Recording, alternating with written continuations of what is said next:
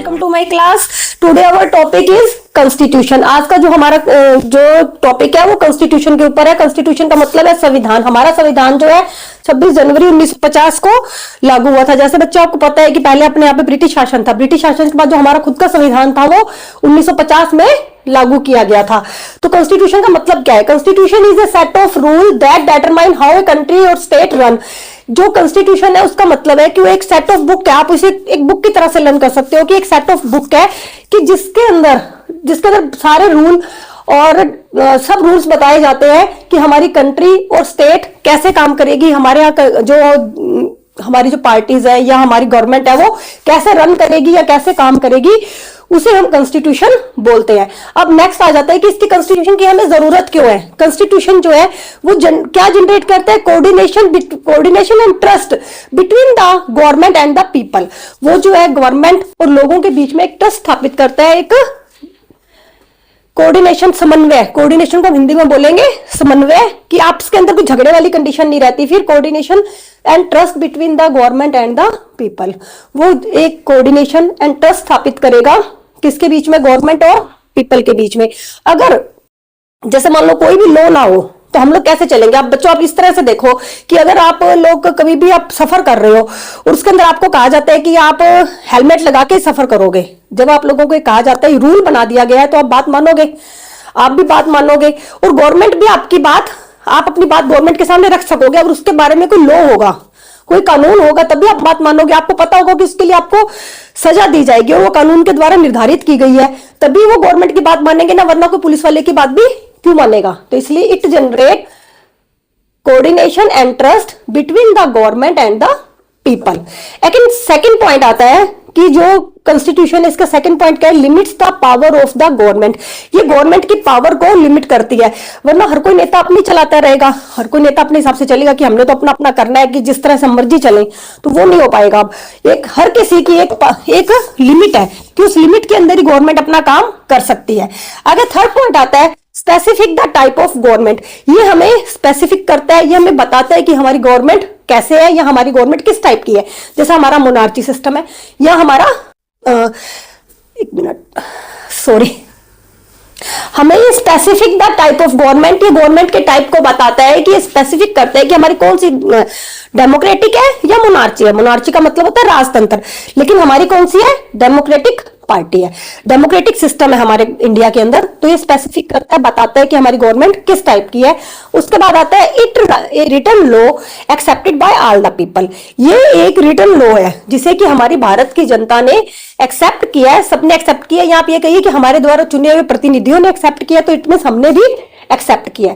तो ये जो थी हमें कॉन्स्टिट्यूशन है क्या, कॉन्स्टिट्यूशन की नीड क्या है, उसके बारे में। अब आएगा इसके फीचर्स क्या है। आपने अभी पढ़ा है कि जैसे कॉन्स्टिट्यूशन क्या है? कॉन्स्टिट्यूशन एक सेट ऑफ रूल्स है जो डिटरमाइन करता है कि कंट्री और स्टेट कैसे रन करेगी। उसकी नीड क्यों है? क्योंकि वो ट्रस्ट जनरेट करता है गवर्नमेंट और पीपल के बीच में। अब आपका नेक्स्ट आता है कि इसके फीचर्स क्या है। इसके फीचर्स क्या है? नंबर 1 पे आएगा फेडरलिज्म। फेडरलिज्म का क्या मतलब होता है? कि फेडरलिज्म का मतलब होता है कि लेवल्स ऑफ गवर्नमेंट के बताने, कि गवर्नमेंट के कितने लेवल्स हैं। जैसे मान लो हमारे यहाँ पे जैसे 2 लेवल्स हैं, state government and central government. अब बहुत सी ऐसी कंट्रीज हैं जिनके अंदर की सिर्फ 1 लेवल पे शक्तियां होती है, लेकिन हमारे यहाँ पे क्या है, कुछ डिसीजन हमें सेंट्रल लेवल पे लेने होते हैं और कुछ डिसीजन हमारी स्टेट गवर्नमेंट, जैसे Rajasthan government, Punjab government, Haryana government, वो अपने अपने लेवल पे अपने जो है अपने स्टेट का डिसीजन लेती है। तो हमारे यहाँ पे कौन सी है? फेडरलिज्म। फेडरलिज्म का मतलब है कि 2 टाइप की, जिसके अंदर 2 लेवल हो जाते हैं, जिसके अंदर की 2 लेवल की सरकार है, state and central level, state और सेंट्रल लेवल की है। और जो थर्ड टायर है इसका, पंचायती राज जो है, वो इसका थर्ड टायर रह जाता है। उसके बाद आ जाता है parliamentary form of government. Parliament हमने पार्लियामेंट्री फॉर्म को एक्सेप्ट किया है। पार्लियामेंट्री फॉर्म का मतलब होता है कि हमारे द्वारा चुने हुए, जैसे हमारे पार्लियामेंट है कि जहां पे हमारे द्वारा चुने हुए प्रतिनिधि जाते हैं, तो उसके अंदर क्या है कि every 18 year citizen can vote. जो भी हमारे यहाँ का 18 ईयर का सिटीजन होगा वो वोट कर सकता है। हमारे यहाँ पे चुने हुए प्रतिनिधि होते हैं। तो इसका फीचर क्या है कि पार्लियामेंट्री फॉर्म ऑफ गवर्नमेंट है। इसमें इलेक्शन होता है और इलेक्शन के थ्रू ही गवर्नमेंट चुनी जाती है। ऐसे नहीं होता है कि एक बार किसी को नेता बन गया तो उसी का बेटा आगे नेता बनेगा, ऐसा कुछ नहीं होता है। हमारे यहाँ पे इलेक्टेड गवर्नमेंट होती है। नंबर 3 है, हमारे यहाँ पे हर एक चीज का सेपरेशन किया गया है, सेपरेशन ऑफ पावर की गई है, जैसे कि लेजिस्लेचर, एक्सिक्यूटिव एंड जुडिशरी। अब लेजिस्लेचर का क्या है? लेजिस्लेचर जो है कानून बनाती है, कानून का निर्माण करती है, या मेक द लॉ, इसका हम सीधा लिख सकेंगे मेकिंग द लॉ। और सेकंड आपका आ जाएगा एक्सिक्यूटिव। एक्सिक्यूटिव क्या करती है? इंप्लीमेंट द लॉ, जो भी लॉ बना दिया गया है उसको इंप्लीमेंट करना जो है एक्सिक्यूटिव का काम है, इंप्लीमेंट करती है। और थर्ड आ जाता है जुडिशरी। जुडिशरी है वो जो है सेटल द डिस्प्यूट बिटवीन, ये डिस्प्यूट सेटल करती है। जैसे मान लो किसी के बीच में कोई झगड़ा हो गया, या मान लो दो लोगों के बीच में झगड़ा हो गया, या गवर्नमेंट और अपने पीपल के बीच में झगड़ा है, या दो गवर्नमेंट के बीच में झगड़ा है। सपोज करो पंजाब या हरियाणा को कोई आपस में डिस्प्यूट है, या दो लोगों के बीच में कोई डिस्प्यूट है, या हमारा गवर्नमेंट के साथ कोई डिस्प्यूट है, तो उसको जुडिशरी सेटल डाउन करती है। उसके बाद आते हैं हमारे 6 फंडामेंटल राइट्स। आगे हम लोग पढ़ेंगे इनके बारे में। हमें जो है कॉन्स्टिट्यूशन द्वारा 6 जो है हमें राइट्स दिए गए हैं।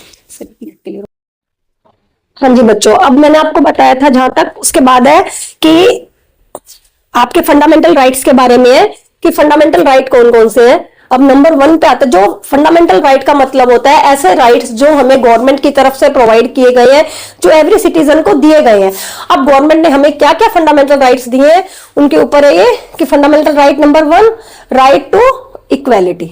इक्वेलिटी का मतलब होता है इक्वेलिटी, जैसे कि वर्ड से ही पता चल रहा है कि इक्वल, ये आपको यहाँ पे वर्ड से ही पता लग रहा होगा कि इक्वल।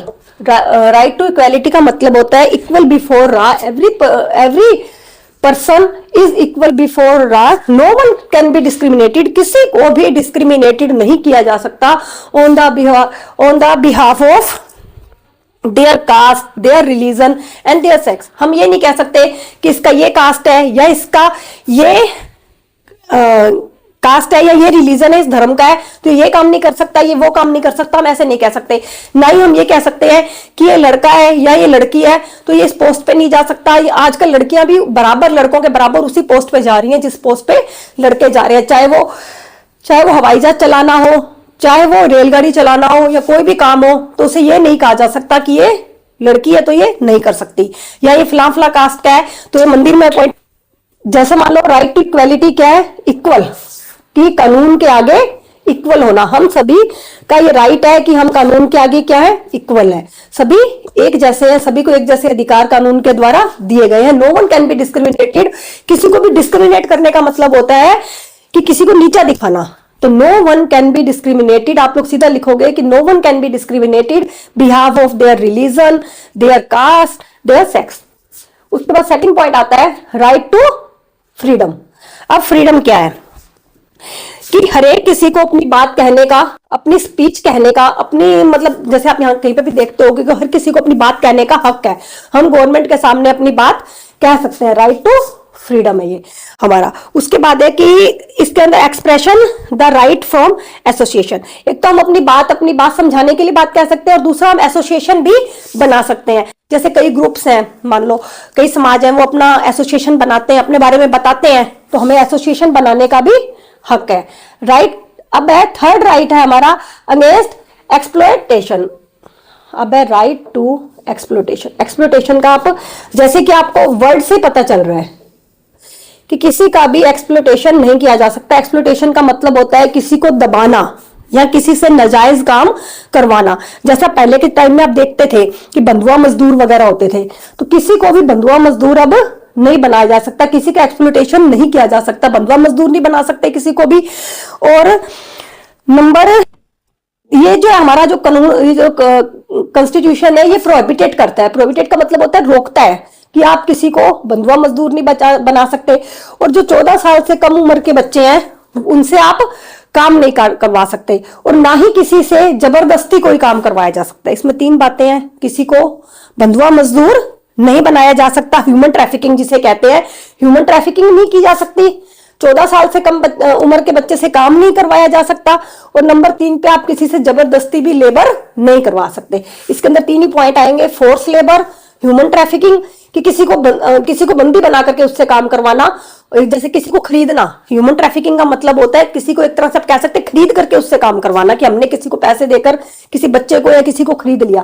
तो इसमें 3 बातें आएंगी, ह्यूमन ट्रैफिकिंग नहीं, 14 साल का बेबी नहीं, और थर्ड बात इसमें आ जाएगी कि आप किसी को फोर्सफुली लेबर नहीं करवा सकते। तो एक्सप्लोरेशन का मीनिंग वर्ड से पता चल रहा है कि किसी से दबाव पूर्ण कोई काम, राइट अगेंस्ट एक्सप्लोइटेशन, कि कोई भी हमसे हमारी मर्जी के विरुद्ध काम नहीं करवा सकता, जबरदस्ती काम नहीं करवाया जा सकता। यह है हमारा राइट टू एक्सप्लोइटेशन। उसके बाद है right to freedom of religion. अब ये भी आपको वर्ड से पता लग रहा है, रिलीजन माने धर्म, हमें धर्म की स्वतंत्रता है। अब ऐसा तो नहीं है कि हमारे यहाँ पे कोई भी, हमारा जो कंट्री है इसे कोई मुस्लिम कंट्री बताया गया है, ये क्रिश्चियन कंट्री बनाया गया है, ऐसा कुछ नहीं है। हमारी कंट्री को, हमें हर किसी को अपना धर्म मानने की, उसे आगे बढ़ावा देने का पूरा हक है। हर कोई भी पर्सन जो है अपनी मर्जी से किसी भी रिलीजन को अपना सकता है। मान लो आज मैं हिंदू हूं, अगर मैं चाहूं तो मुस्लिम धर्म में भी जा सकती हूँ या क्रिश्चियन धर्म को भी अपना सकती हूँ। हमारे ऊपर कोई दबाव नहीं डाल सकता। हमें कॉन्स्टिट्यूशन की तरफ से पूरा हक है कि जिस धर्म को हम मानना चाहे, हमारा मन मानना चाहे, हम उस धर्म को मान सकते हैं। इसके अंदर has to right the practice of religion, कि हर कोई इंसान अपनी मर्जी के धर्म को प्रैक्टिस कर सकता है, अपनी मर्जी के धर्म को अपना सकता है। अब ये 5th पॉइंट आ जाता है, culture and educational right. Culture and educational right ये मिनियोरिटी के लिए एक तरह से, कि मान लो अब कोई मिनियोरिटी है, अब हमारे यहाँ पे जैसे हिंदू ज्यादा है, हमारे एरिया के अंदर आप देखो कि यहाँ पे हिंदू ज्यादा है, क्रिश्चियंस या मुस्लिम बहुत कम है, तो वो अपना एसोसिएशन खोल सकते हैं, अपने बारे में प्रचार प्रसार कर सकते हैं। हमारे देश में इसके लिए कोई रोक टोक नहीं है। मान लो यहाँ पे बुद्धिज्म तो कोई दिख ही नहीं रहा है हमारे आसपास के एरिया में, तो समझ लो यहाँ पे कोई बुद्धिज्म आता है और वो अपना एसोसिएशन खोलना चाहे तो खोल सकता है। तो ये है हमारा कल्चर एंड एजुकेशनल राइट, कि हम अपने कल्चर को अपना भी सकते हैं, हम कोई मर्जी पहनावा पहन भी सकते हैं, और नंबर 2 पे अपने कल्चर और अपने रिलीजन का प्रचार प्रसार भी कर सकते हैं। ये कल्चर एंड एजुकेशनल राइट।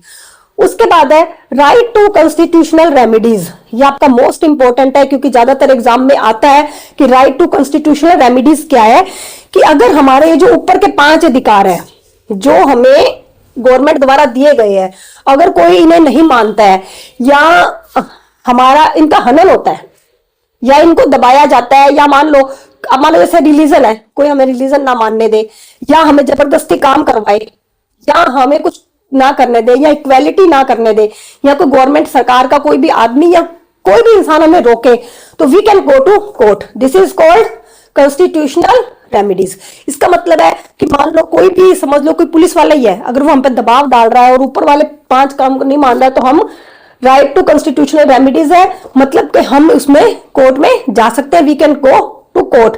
अगर इन 5 में से किसी का भी हनन होता है तो हम कोर्ट में जा सकते हैं। और यही मोस्ट इंपॉर्टेंट है, ज्यादातर 6th वाला और 1st वाला ज्यादातर पेपर में आ जाता है कि राइट टू इक्वालिटी क्या है और right to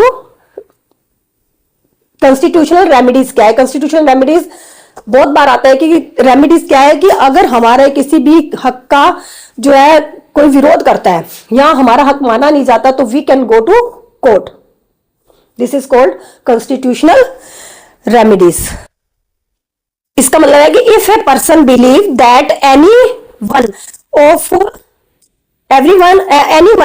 their fundamental right have been violated, अगर हमारे किसी भी फंडामेंटल राइट को वायलेटेड किया जाता है तो we can go to court.